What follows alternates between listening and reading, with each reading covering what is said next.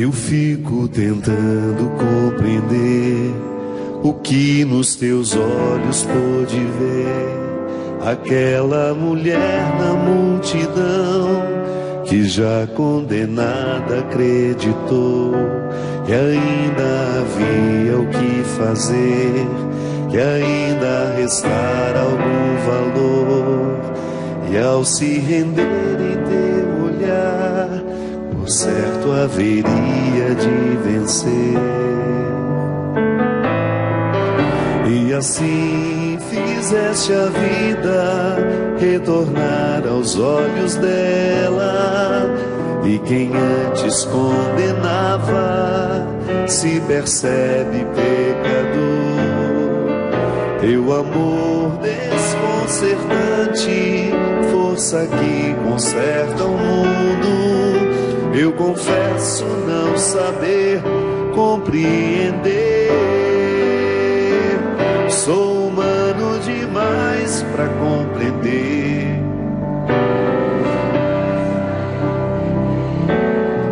Este jeito que escolheste de amar quem não merece. Sou humano demais para compreender, humano demais para entender.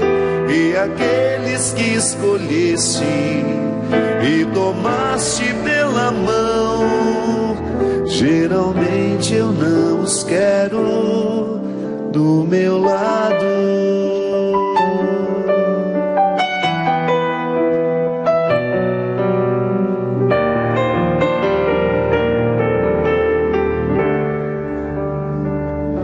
Eu fico surpreso ao ver-te assim, trocando os santos por Zaqueu e tantos doutores por Simão, alguns sacerdotes por Mateus, e mesmo a cruz em meio à dor.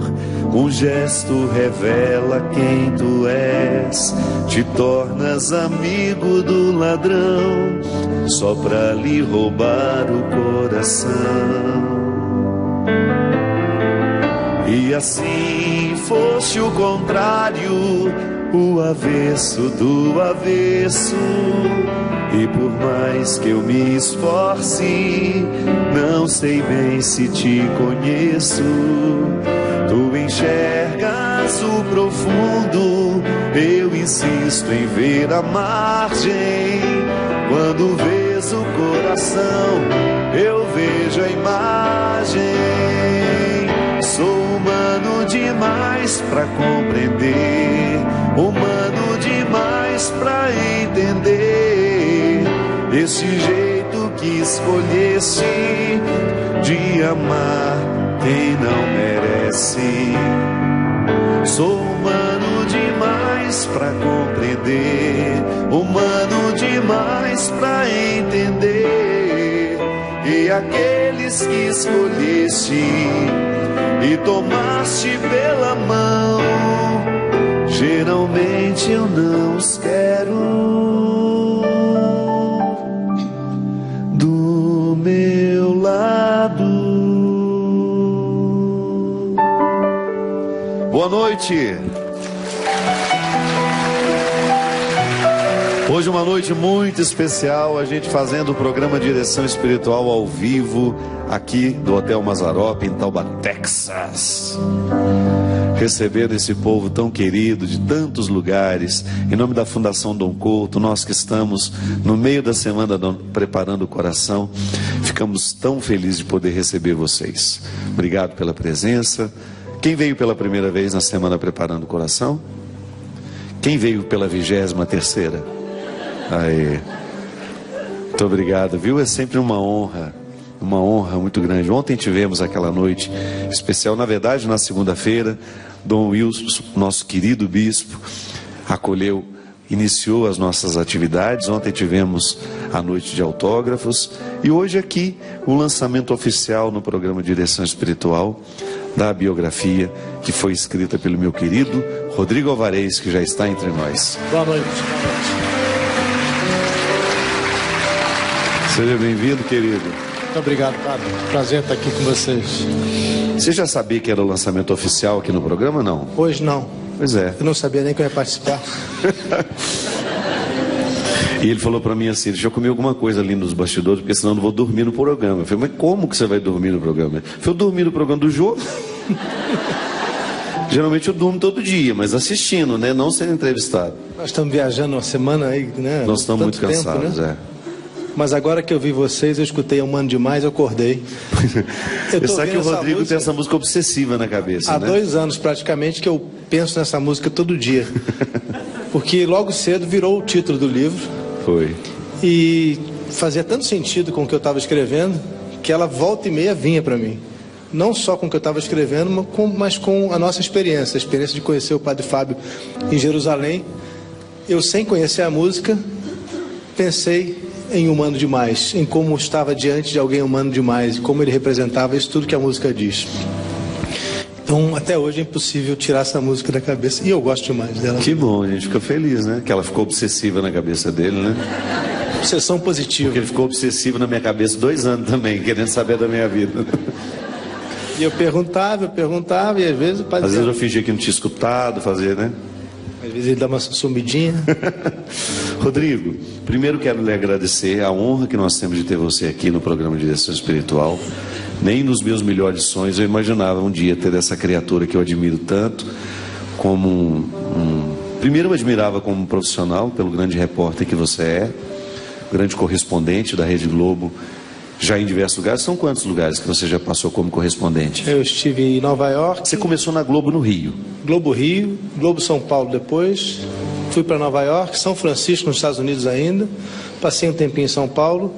Agora quase 4 anos em Jerusalém, no tempo que a gente se conheceu. E no meio do processo de escrever o livro, eu soube, né, fui convidado a me transferir para a Alemanha, para onde me mudei há pouco. Você está.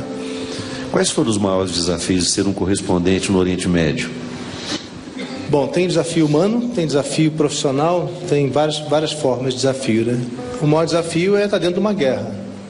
Ir a Gaza no momento em que tem bombas caindo atrás de mim. Aliás, tem umas cenas suas que vinham para nós, né?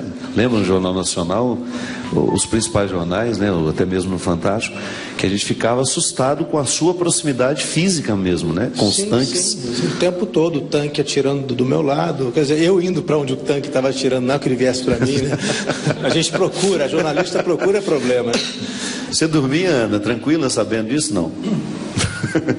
Foram 50 dias de pesadelo, entrando em túnel do Hamas, todo tipo de problema eu vi na minha frente, né? Pessoas fugindo da guerra, pessoas morrendo, bombas caindo em casas de pessoas que não tinham nada a ver com a guerra. Então o maior desafio foi esse, certamente. O maior desafio foi ver o ser humano fazendo tão mal ao outro ser humano, o ser humano fazendo mal ao seu vizinho, por uma questão de terra, que tem a ver também com uma questão de religião. É muito triste, né? Ver onde pode chegar o desafeto, né? Onde pode chegar uma briga de vizinhos. É interessante porque nesse desempenho da sua profissão, às vezes você precisa ter uma certa frieza também, né? Porque senão você não consegue nem dar a notícia.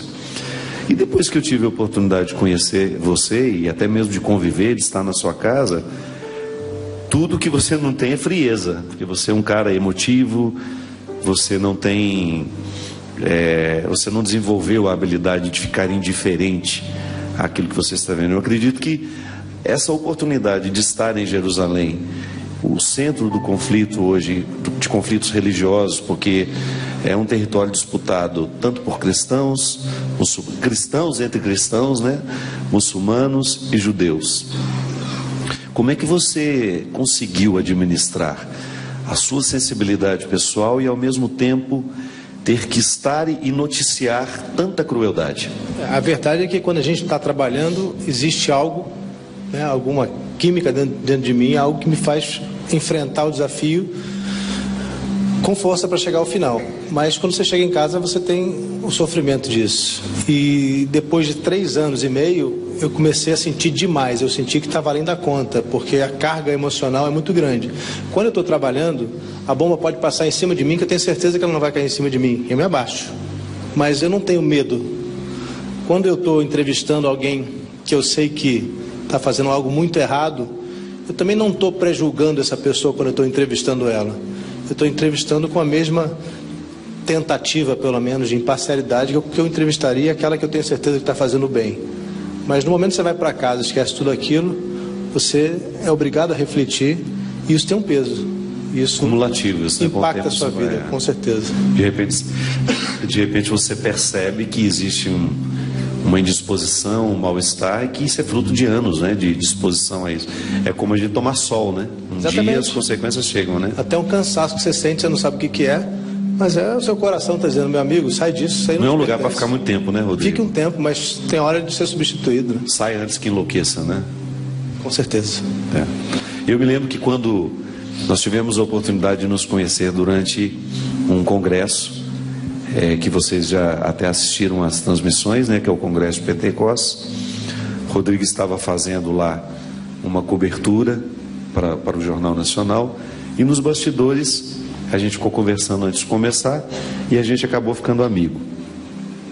E eu já era leitor do Rodrigo. Aqui, quem já era leitor do Rodrigo antes da bibliografia? Já tinha tido contato, né? E eu achei interessante porque eu desconhecia o seu livro Haiti Antes do Inferno, ou Depois do Inferno. Depois do Inferno, que você me presenteou lá. Eu já tinha lido Aparecida e você estava terminando naquela época o livro Maria. Como é que você se encaminhou para essa literatura que exigia, ao mesmo tempo que é uma literatura religiosa, mas ao mesmo tempo ela é jornalística, porque exigiu pesquisa? Como é que foi? Em que momento da sua vida? Você era uma pessoa religiosa? Você tinha uma devoção mariana que lhe encaminhou para isso ou não? Não foi por aí, o caminho não foi esse, na verdade, não. Eu estudei em colégio católico, tive a formação católica muito forte no Colégio Santo Agostinho, no Rio de Janeiro. Estudei na PUC do Rio, Universidade Católica, mas me afastei muito da religião por muito tempo. E morando em São Paulo, já maduro, né, já com um filho, comecei a visitar o Santuário de Aparecida e comecei a perceber o tamanho, a importância que tinha a fé para o povo brasileiro, para os brasileiros, né? Me dar conta de como aquilo era importante. E quis entender. Eu sou movido sempre por uma vontade, uma necessidade de entender a origem das coisas, né? Escrever a sua biografia. O antes, né? Escrever antes daquilo que as pessoas veem. Escrever a biografia do Padre Fábio é entender como foi possível o Padre Fábio chegar a ser o que ele é. Eu também queria saber como foi Aparecida. Por que uma imagem quebrada, tão feia, né, que normalmente seria jogada no rio porque seria motivo de má sorte, naquela época se pensava assim, porque ela não foi jogada no rio e se tornou um símbolo tão importante para o Brasil? É uma história que tem a ver com a história do Brasil, que vem antes do futebol, vem antes do samba, do carnaval. É brasileira, Aparecida, antes de nós sermos chamados de brasileiros. Depois de Aparecida veio Maria. Eu costumo dizer que de uma costela de um livro nasceu outro. Eu tive que entender tive que entender Nossa Senhora, Maria, para entender Aparecida. Afinal, todas as Nossas Senhoras são Maria. E daquela compreensão me veio também uma série de outras curiosidades. Como Maria tinha se tornado tão importante se no começo os evangelhos não deram atenção a ela? Se ela foi citada tão poucas vezes? Apenas 6 falas e um gesto aparecem nos evangelhos. Eu quis entender como ela chegou a ser o que é hoje. Foi conquistando a importância que tem hoje, principalmente no Brasil. Então foram sempre processos de buscar entender aquilo que nós estamos vivendo hoje. A sua biografia, agora eu posso lhe explicar pessoalmente, apesar de que a gente já tenha conversado sobre isso, para mim era uma forma de entender como era possível a gente ter hoje no Brasil um religioso tão honesto, tão sincero e tão culto, dizendo verdades que nem sempre são fáceis de se dizer, desafiando aquela norma fácil de dizer aquilo que as pessoas querem ouvir, dizendo o que as pessoas talvez não quisessem ouvir. Muita gente imagina que eu poderia me interessar pelo Padre Fábio porque ele é popular, porque ele faz Snapchat, mas ele nem fazia Snapchat naquela época. Foi bem no processo da biografia, não tinha Ansovaldo. Aliás, quando ele falou que queria falar do Snapchat, eu falei, meu Deus do céu, que desastre isso está virando na minha vida. Então, eu queria saber exatamente como tinha sido possível se formar no Brasil, em Formiga, numa família pobre, uma pessoa dessa qualidade. uma pessoa que todos nós aqui admiramos, que eu passei a admirar no momento em que conversei com ele pela primeira vez em Jerusalém. O resultado não foi fácil, porque a pesquisa foi muito difícil, porque, primeiro, muitas pessoas morreram. A história do Padre Fábio não começa com ele, né? A gente tem que entender o que veio antes dele. Quem era o avô dele? Ele mesmo não conhecia. Quem eram os bisavós do padre? A origem da família da mãe, a origem da família do pai. Foi uma pesquisa muito longa. Quem era o Fabinho pequenininho? Como ele era? Incrível perceber que ele já tinha afinidade com as questões religiosas desde cedo, já brincava de ser padre. Por outro lado, foi chamado a conhecer outros lados da vida, o carnaval. Foi um menino como todos são. Então, uma história dessa precisa ser contada em muitos detalhes. No começo eu pensei que fosse fazer um livro de 300 páginas, que é um tamanho normal. Bom tamanho, né?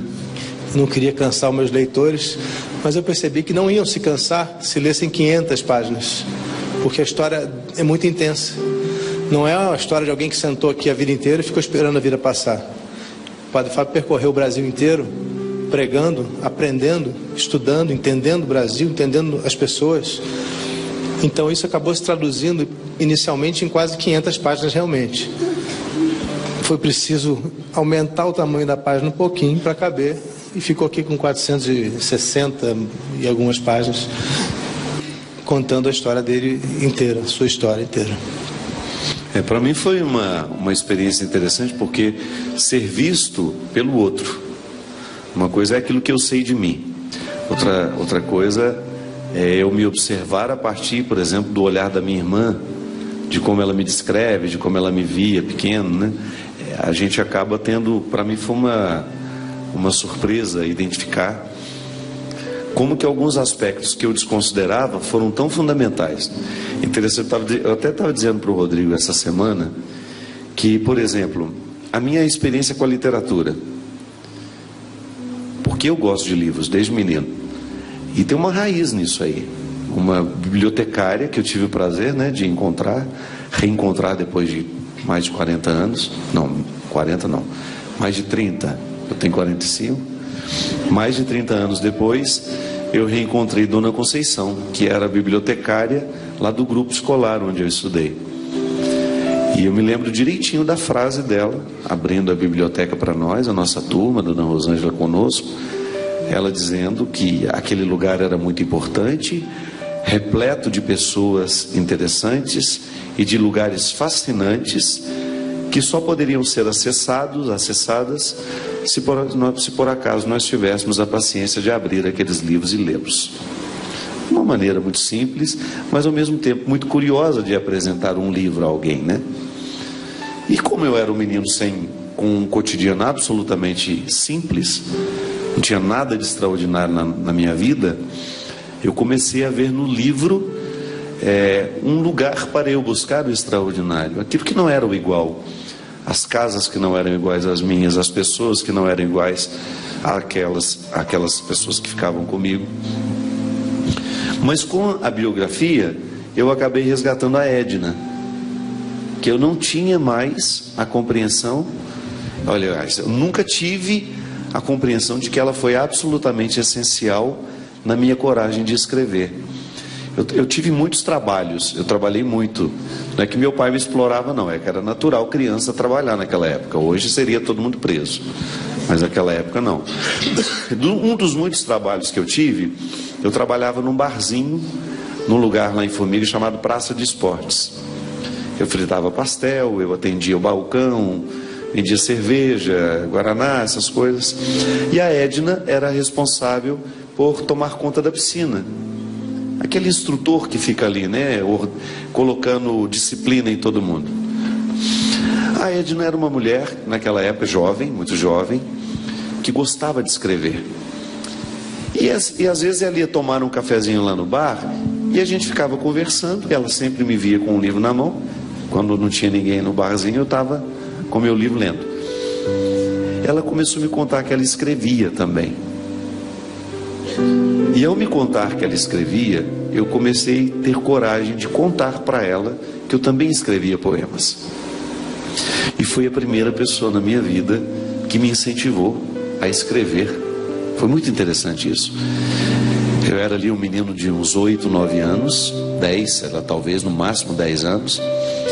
E ela foi responsável por criar dentro de mim essa coragem de colocar no papel, de mostrar a alguém. Ela foi a primeira pessoa que viu um poema meu.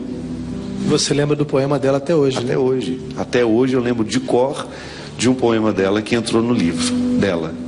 Na verdade, um livro de coletâneas, tinha um poema dela, ela ficou toda feliz. E ver aquele poema dela publicado me fez pensar, quem sabe eu posso também um dia ter um poema publicado num livro como esse. Agora, gente, a Edna estava sepultada na minha memória. Sabe quando você lembra da pessoa, lembra do episódio? Eu me recordo até hoje de cor do poema da Edna, mas não me lembrava mais de como ela foi determinante na minha vida para que eu tivesse o gosto. Eu até brinquei um dia com o Rodrigo, né? Para que tudo não caísse no esquecimento, Deus me deu a graça de um biógrafo que pudesse me ajudar a jogar uma luz em alguns fatos importantes da minha vida, a valorizar pessoas que de repente nunca mais eu encontrei, que a Edna eu nunca mais vi. Nós demoramos para encontrar ela, foi difícil achar ela. Ela foi no último momento. Lá no finalzinho. Rodrigo já estava terminando e de repente eu me toquei da importância dela na minha vida. E como é bom isso, né, meu amigo? Você ter a oportunidade de saber quem de fato foi importante no seu processo. Nós estamos falando da Edna, mas tem inúmeras outras pessoas que surgiram, né, da sua memória de repente. E eu fiquei muito impressionado também na sua biografia com quantos anjos apareceram na sua vida. Agora, eu acho que na vida da gente aparece anjo o tempo todo. A gente às vezes precisa saber. Não vê, né? Não percebe. E dar a mão para eles, né? Às vezes a gente não percebe o anjo, né? Teve anjo na infância, teve anjo já mais velho um pouquinho, no seminário, o tempo todo, né? Teve o Padre Léo. Deus me mandou alguém para me conduzir, né? Pelos meus desertos, porque minha vida não foi fácil, nunca foi fácil. Eu nunca quis ser vítima, não gosto da condição de vítima. E aliás é uma coisa que eu não gosto mesmo, toda vez que eu percebo que eu tive algum movimento na direção do vitimismo, eu não quis. Por mais pesada que tenha sido a minha vida, por mais difícil que tenha sido, eu me alegro com a vida que eu vivi. Então eu não tenho absolutamente nenhum rancor, a vida não tem dívida comigo, eu não estou esperando que a vida me dê alguma coisa. Não, nunca esperei mesmo e continuo não esperando. O que eu penso é que bastava você ter tido um pouquinho de orgulho demais para não ter percebido essas pessoas, para não ter deixado elas entrarem na sua vida. Qualquer mínima arrogância, o Padre Léo teria passado sem você perceber, por exemplo. É verdade, nos afasta, né, O que me impressionou foi você soube ouvir, soube ver, soube perceber e dar a mão. E deixar que levassem a sua mão na hora certa, né? É verdade. Agora, a gente estava falando da responsabilidade de como é que a gente conversa com uma pessoa, como é que a gente se afasta quando faz uma entrevista. Por exemplo, a gente falou em Jerusalém, Gaza, guerra. Eu também precisei ter um distanciamento, né? Eu não podia escrever sobre o Padre Fábio como se eu fosse ele próprio escrevendo. Eu também precisei olhar para ele com distanciamento. Então esse foi um desafio, porque o tempo todo eu cada vez mais próximo dele, quanto mais eu conhecia, mais eu gostava dele, mas eu precisei o tempo todo escrever com o distanciamento de um historiador, de um jornalista, que se não fosse assim o livro não teria valor, né? Ele se tornaria um grande elogio ao Padre Fábio. Então foi uma preocupação que eu tive o tempo todo de olhar com distância, olhar pelos olhos das outras pessoas que estão à sua volta, deixar que elas falassem também, né? Porque o depoimento de quem conviveu com você é muito rico também e nem sempre concordante com o seu. Claro. E aí foi o meu sofrimento, porque o Rodrigo queria falar de assuntos que eu não queria falar mais.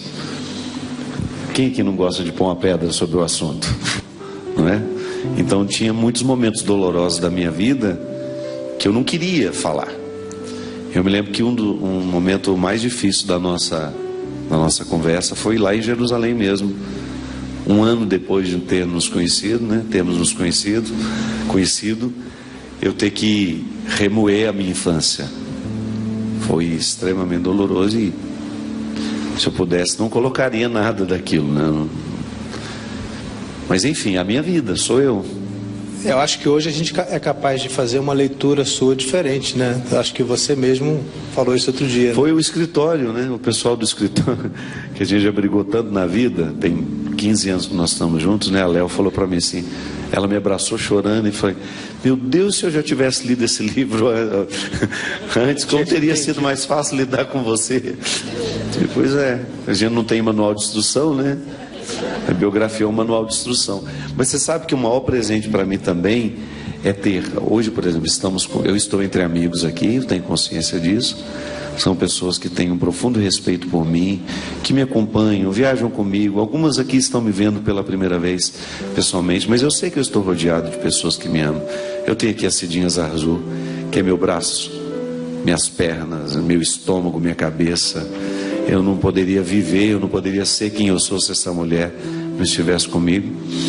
E a oportunidade que você me deu, meu irmão, já posso lhe chamar assim, meu irmão, meu amigo, de ter a minha história registrada, de ter me ajudado a entender quem eu sou, a partir das tantas entrevistas que você fez, de pessoas que eu jamais reencontraria, porque minha vida nem me permite mais, eu não tenho mais como voltar a essas origens, e você voltou por mim, e eu estou muito feliz, muito agradecido mesmo.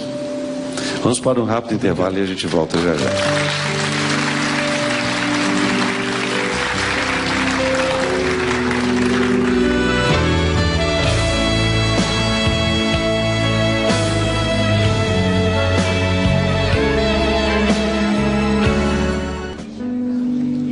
Estamos de volta com o programa Direção Espiritual.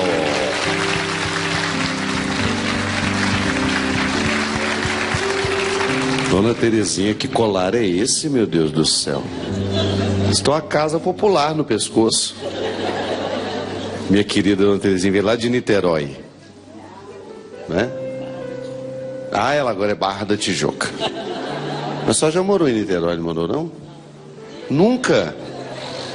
Onde eu arrumei essa história que ela era de Niterói? Não, por causa do teatro, quando tinha o show, foi lá que eu conheci a senhora pessoalmente. Kleber, meu filho, aqui o remédio não serve pra você não, viu? Tô dando uma olhada no estrago que o tempo já fez na sua careca, você não... É que eu tava falando aqui que o remédio que eu tô usando pra minha calvície foi ótimo, sim. Depois a gente passa o telefone, vou começar a vender igual o povo do... depois a gente faz Quer fazer uma pergunta para o Rodrigo sobre a biografia? Não só sobre a biografia, mas num contexto geral. Admiro a sua seriedade. É uma pessoa que transmite muita competência no trabalho. Admiro muito o seu trabalho. Obrigado. Eu gostaria de perguntar para o jornalista, fazendo agora um comentário no Jornal Nacional, falando sobre essa ligação Padre Fábio e Igreja Católica. Essa coisa de que, você falou bem, a situação impressionante que ele consegue passar, ele consegue falar o que a gente precisa, não o que a gente quer. Para muitos incomodam, para as outras pessoas esse incômodo chega até a ser confortável, né? Mas essa ligação, né? Igreja Católica e Padre Fábio, o seu comentário sobre isso? Olha, eu preciso entender um pouco melhor a sua pergunta. Qual é a pergunta exatamente? A pergunta sobre a questão, eu entendo essa situação do Padre Fábio, essa forma que ele se expressa. Por que a religião em si, a Igreja Católica, não tem essa mesma comunicação que, por exemplo, eu vejo muito as pessoas colocando, Deus não deixa cair uma folha sem sua vontade. Ele prega o contrário, né? Ele prega o contrário, e eu concordo muito com isso. Ele chora com as decisões que nós temos, né? Jesus chora com as nossas decisões que são erradas, e o livre-arbítrio, né? O que a igreja poderia ser no sentido de tornar mais fácil a comunicação da igreja para com a gente, nós católicos? Olha, eu não me sinto competente para responder a sua pergunta, para falar a verdade, porque o que eu vejo hoje é um Papa determinado a trazer a igreja de volta para o povo. Eu vejo um movimento que faz do Padre Fábio a vanguarda da igreja, na verdade, porque, ao meu entender, né, somente meu, ele está exatamente de acordo com aquilo que o Papa Francisco espera, né, que a gente tem visto ele pregar. E falando especificamente sobre o Padre Fábio, o que eu percebo, o que eu entendi, e eu acho que hoje eu posso falar com alguma compreensão privilegiada por tudo que eu estudei sobre ele, por tudo que eu li, por tudo que eu convivi, eu entendo que ele não é o único, obviamente, mas ele ajuda a trazer a religião para a nossa modernidade. Ele traz a religião nascida 2000 anos atrás para o século XXI.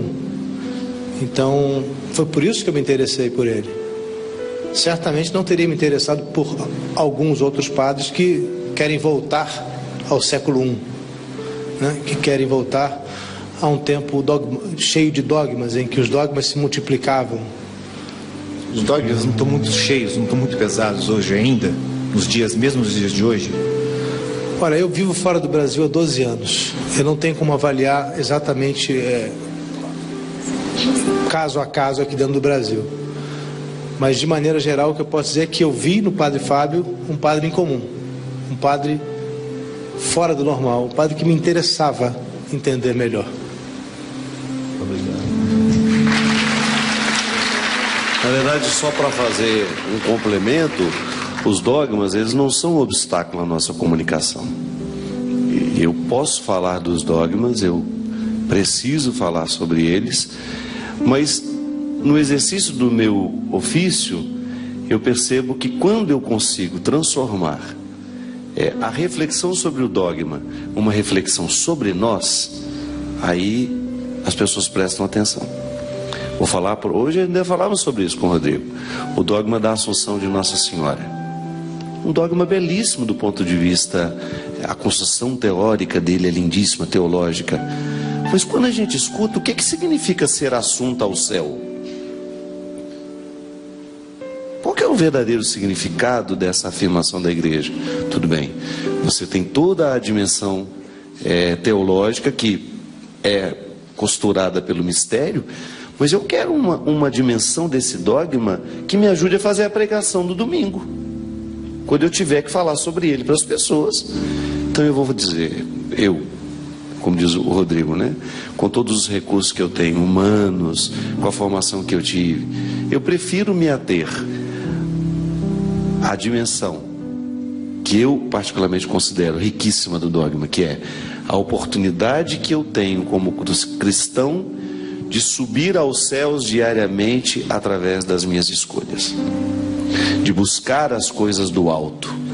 Aí você faz uma pregação que vai fazer sentido ao nosso coração.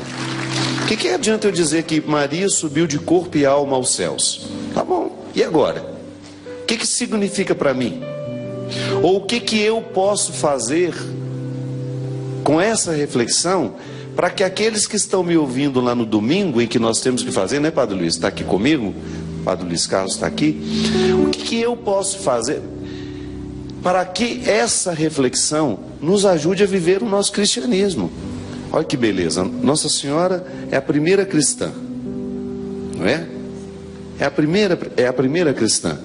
Ela traz ao mundo o Cristo e ela é naturalmente beneficiada com a redenção do menino. O menino a redime também, ele é o redentor dela. Quando eu penso que Nossa Senhora também viveu o seu processo de escolher diariamente aquilo que a elevava, aquilo que fazia o que São Paulo está dizendo nas cartas, de buscar cada vez mais aquilo que nos eleva, eu estou inteiramente dentro do dogma da Assunção. Eu também preciso viver as graças da assunta ao céu, daquela que é levada de corpo e alma aos céus. Enquanto eu não vivo o mistério de outra forma, eu vivo assim, compreendendo os benefícios dessa reflexão na educação do meu caráter, não é assim? Eu preciso escolher as coisas do alto. Então é assim. O Kleber, muitas vezes Nós precisamos traduzir os dogmas para que as pessoas entendam o seu significado.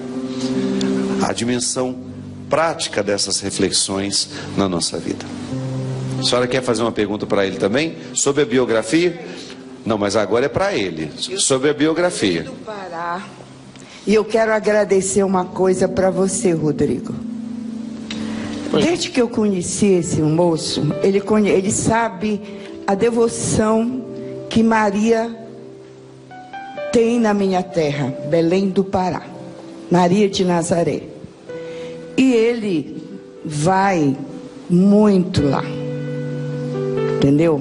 E ele é assim, de uma forma muito querida. Eu não quero saber de que forma, se por causa da performance dele, por causa da aparência dele. Eu sei que o meu caso não é esse. O meu caso é que eu vi nesse moço tão novo, viu, Rodrigo, essa assunção ao céu. O que ele falou agora em assunção ao céu? Todos nós temos essa capacidade de ascender, desde que nós nos deixemos que o Senhor entre nos nossos corações e faça de nós a sua vontade, entendeu? E ele é isso. Foi isso que eu vi no Padre Fábio de Mello, um rapaz jovem, novinho, desde novinho, já totalmente convertido às coisas de Deus. Quem dera que todos nós tenhamos essa capacidade. Não é só pelo fato dele ser um sacerdócio, porque o sacerdócio veio por acréscimo, porque ele até namorou. Ele teve as paixões humanas, pelo que eu ouvi ele falar outro dia, porque eu assisto todo o tempo ele. Eu assisto toda quarta-feira. Mas olha, você... A senhora está confirmando, né, o que eu estava dizendo aqui. A capacidade dele de trazer a religião para a gente de uma forma compreensível. Agora, você tem outra grande qualidade aí. Nesse ponto você, inclusive, se nivelou a ele. Porque o seu nível óptico foi tão forte, tão grande, que você pode ver nesse homem que se entregou a Deus para servir a humanidade. Você viu essa capacidade. Eu tenho certeza que você, como jornalista que você é, e agora eu vou passar a ser também, eu sou tiete dele, mas eu vou passar a ser sua também no seu lugar. Muito obrigado, fico muito feliz. A senhora sabe, a gente tratando de guerra, fazendo jornalismo, né? Tanta notícia ruim. Eu senti necessidade também de trazer notícia boa. A magistratura do seu jornalismo agora vai lhe trazer muita qualidade, porque você pode reconhecer um homem de Deus a serviço da humanidade.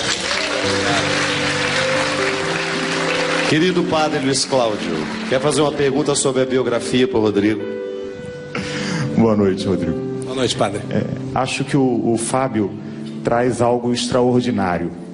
Em mim, uma vez eu estava vivendo uma crise e ele me disse assim: meu irmão, no retiro do clero, se você não curar essas coisas que estão dentro de você, você não vai conseguir resolver o seu problema. Então a minha pergunta para você, porque essa fala dele foi informal, num corredor, tomando um café, e me fez refletir muita coisa. Você escreveu sobre Aparecida, você escreveu sobre Nossa Senhora. Como é que você estudou no Santo Agostinho? Eu sou do Rio de Janeiro, conheço bem aquela esfera.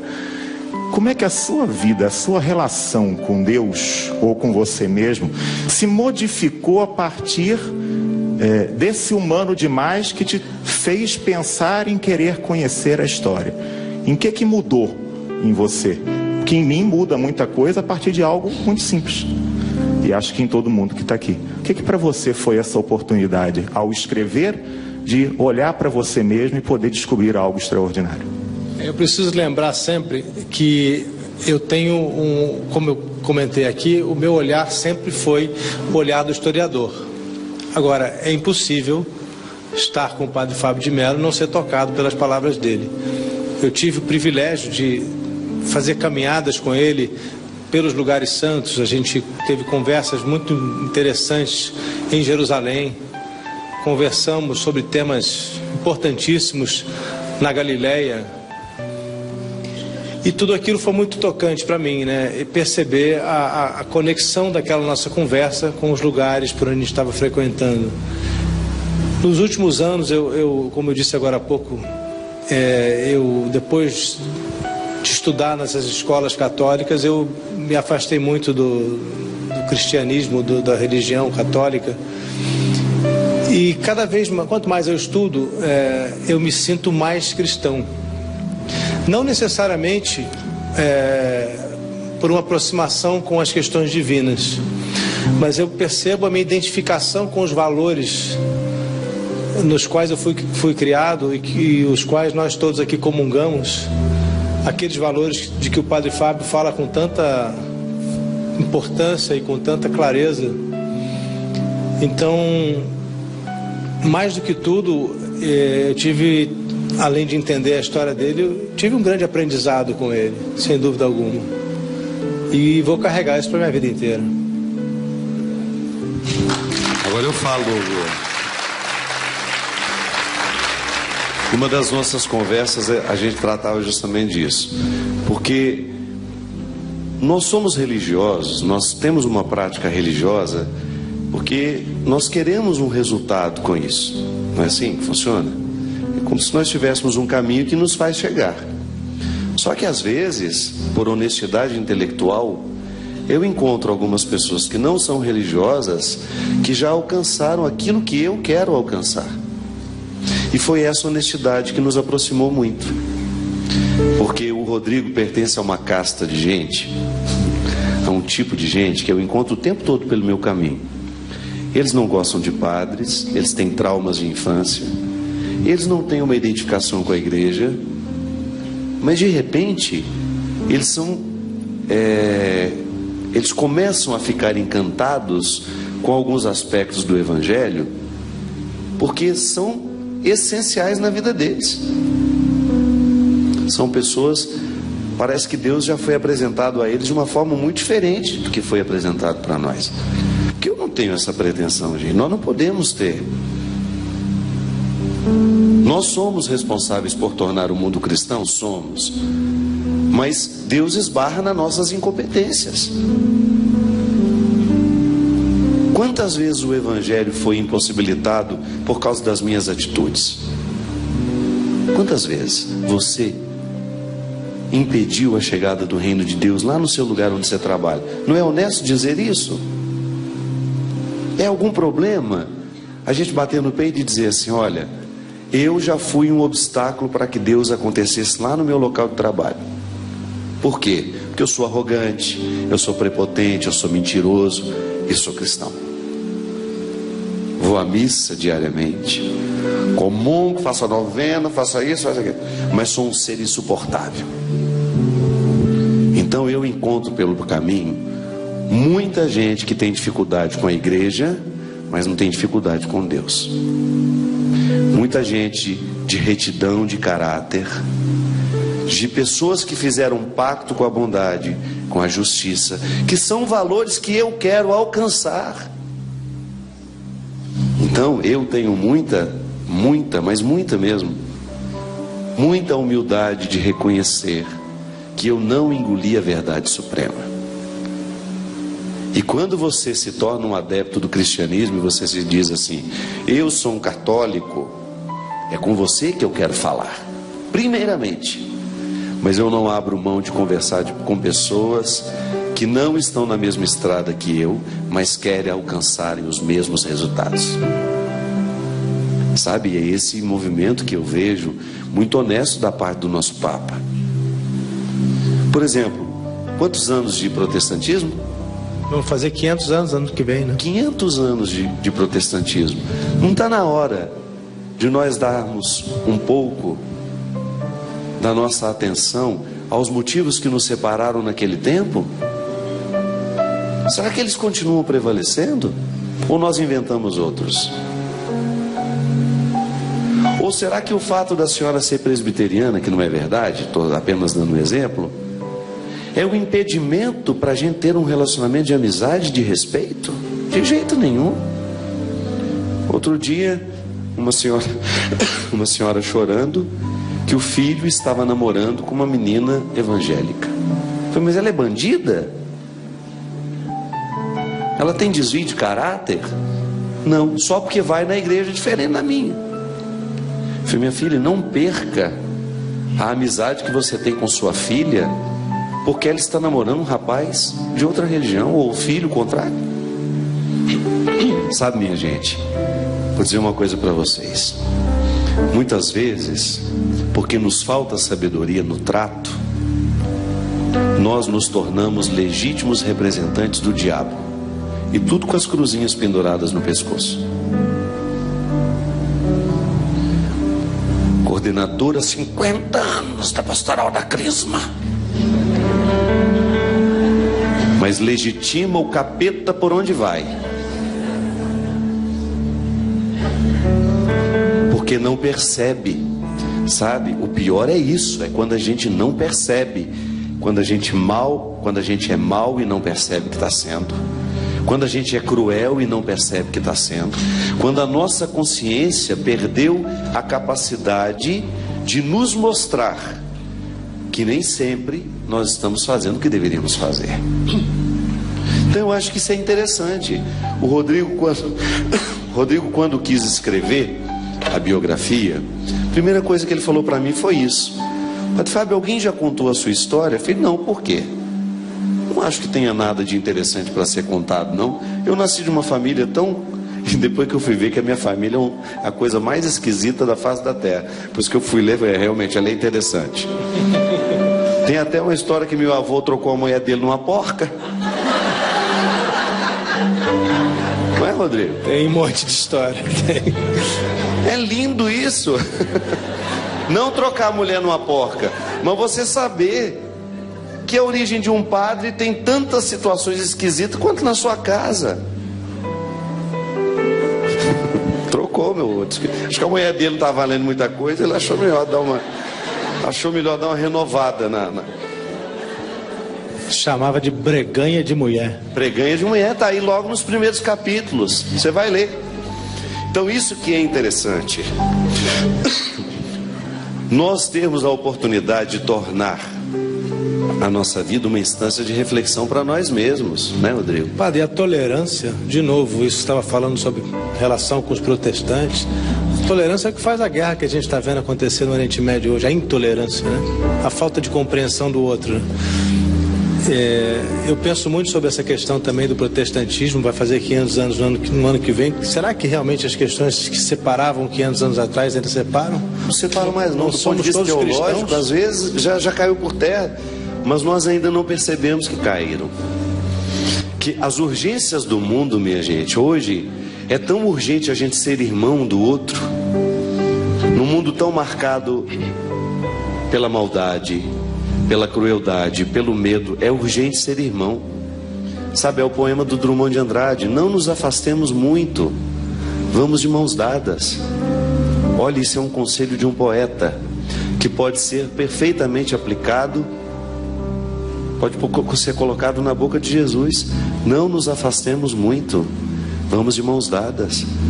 Vamos curar os nossos medos, as nossas solidões, assim, estando mais próximos uns dos outros. Ah, mas eu tenho uma religião diferente. É igual o poeminha que eu gosto muito, né? Tenho fome e eu tenho pão, mas nós somos estranhos, não seremos depois. Depois que a gente parte o pão, que a gente mata a fome juntos, nós nunca mais somos estranhos. Nunca mais somos. Então eu tenho uma convicção. Se hoje eu tenho a oportunidade de ter a minha vida contada, ela é para mim agora uma responsabilidade a mais, porque muita coisa ali eu não sabia. Eu fui apresentado ao meu pai 20 anos depois da morte dele, porque eu desconhecia a origem do meu pai. Meu pai era um homem calado, que viveu calado e morreu calado. Rodrigo me apresentou a ele. Pesquisou junto com o Marcos, que está ali no fundo. Levante aí, Marquinhos, para a gente poder lhe conhecer, porque você é uma peça fundamental nas pesquisas do Rodrigo.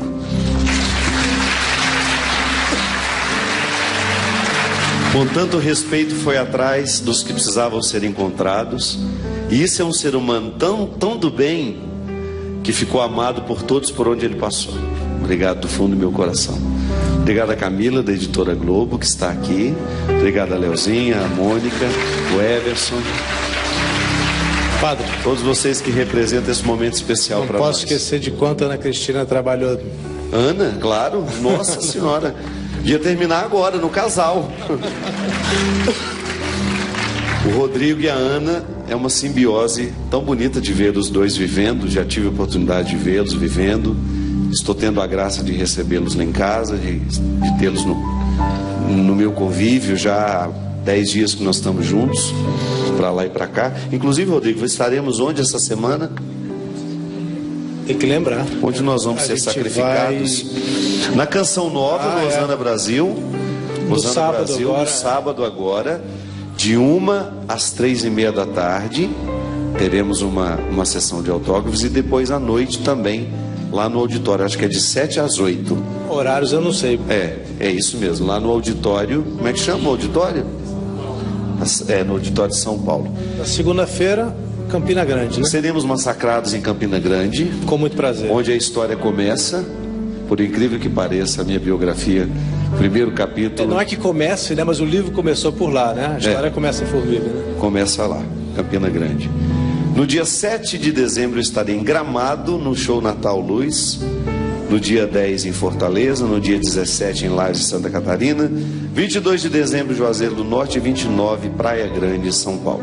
A gente lança o livro dia 6 em Porto Alegre. Porto Alegre, nós vamos finalizar a sessão de autógrafos, né? Um dia antes de Gramado. Gente, queremos agradecer a vocês pela presença, pela oportunidade que nós tivemos. Queria dar o microfone a muitos para perguntar ao Rodrigo, mas infelizmente o nosso tempo já está acabando. Quem vem amanhã para o show? Então estaremos todos, a mesmo povo, eu não sei nem o que eu vou falar aqui amanhã. E o Christian, o que eu passo? Christian, muito obrigado pela sua presença. Quero agradecer a Canção Nova, minha querida Dani, diretora, querida Bia, minha produtora, todos os meninos aqui cinegrafistas, pessoal que cuidou do som, que tornou possível, que nos deu de presente, todo ano a Canção Nova dá de presente à Fundação Dom Couto, essa transmissão que tanto nos alegra. O Senhor esteja convosco, por intercessão da bem-aventurada Virgem Maria, desça sobre nós, sobre as nossas famílias, a bênção e a proteção do céu. Ele que é Pai, Filho e Espírito Santo. Amém. Até a semana que vem, se Deus quiser. Sou humano para compreender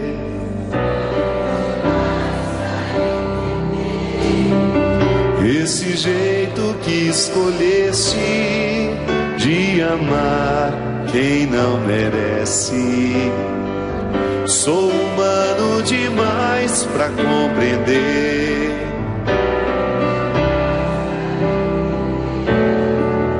e aqueles que escolheste e tomaste pela mão, geralmente eu não os quero.